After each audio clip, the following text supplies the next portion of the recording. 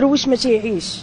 الدرويش الا ما عندكش ما غتعيش. دابا بحال حنايا عايشين في المغرب، السميك هابط، السميك هابط والاجور طالعه. كنمشيو لاسبانيا، تنمشيو لاوروبا، تنلقى داك الشيء رخيص والسميك طالع. حنا تبارك الله، ها الزيت طالع، ها الطحين طالع، ها ليسونس والمازوت طالع، بموت هما الاخرين طلعوهم وضانين.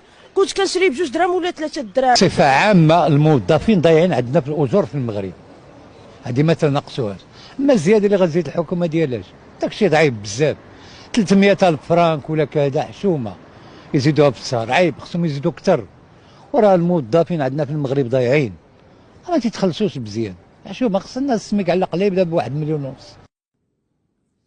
سي خنوش كما شفتوا في الميكرو تروطوار، فكرتان متماشيتان. حديث عن الزياده في الاجور اللي نتوما ثمنتوا وقلتوا انكم كتشتغلوا عليه.